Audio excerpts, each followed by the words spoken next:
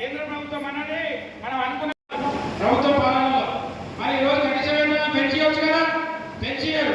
కానీ ఢిల్లీ వల్ల 26,000 రూపాయలు కావాలి, మనకు 25,000 రూపాయలు మినిమం వేజ్ కావాలంటే ఎట్లా సాధ్యమైతే? నువ్వు పనిచేసే చోట, నువ్వు మన గవర్నమెంట్ లో భాగస్వామ్యం ఉన్న చోట కనీసం మినిమం వేజ్ ఇప్పించే ఢిల్లీ పోయి మన తెలంగాణలో సామెత ఉంది, తినడానికి తిండికి లేకున్నా విషయాలకి ఏం పెట్టాలనేది.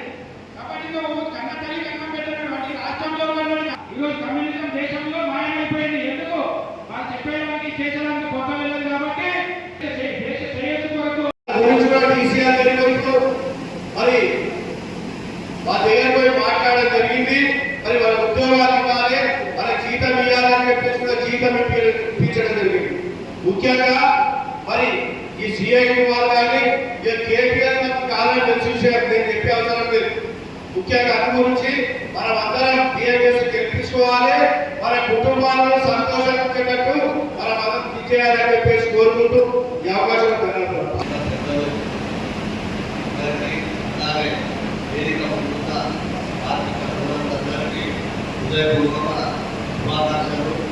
ఎందుకంటే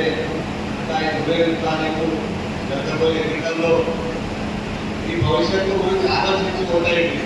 ఎందుకంటే గతంలో కూడా ఒక యూనియన్ బ్యాంకు క్రీడాకారులు వచ్చిండు, పొలిటికల్ లీడర్ ఎక్కడ అనిస్తా ఉన్నాడు, నాకు ప్రభుత్వం ఉన్నది, నేను అది చేస్తా ఇది చేస్తా అని చెప్పి ఏం చేసిందో ప్రతి ఒక్కరికి తెలుసు.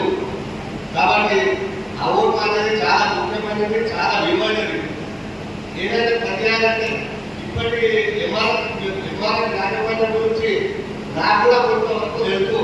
చాలా మంది యాజమాన్యం వాళ్ళు ఇప్పటి పరిస్థితిలో ఇప్పుడు వచ్చిన మేనేజ్మెంట్ అంటే ఎక్కడ ₹1 మిగులుతుంది ఫ్యాక్టరీకి, ఎక్కడ మేనేజ్మెంట్ లాభం చేయాలని ఉద్యోగులకు ఆలోచిస్తున్నారు తప్ప కార్మికులకు ఏమైతున్నది, కార్మిక శ్రమ ఎంత దోపిడీ చేస్తున్నారు, కార్మికులకు ఏం చేద్దామని ఆలోచన ఏ మార్గం లేదు. కాబట్టి దయచేసి ప్రతి ఒక్కరు కూడా ఆలోచించుకోవడానికి ట్రేడ్ యూనియన్ బ్యాంక్ తీసుకోండి. ఆ ట్రేడ్ యూనియన్ ఉన్నది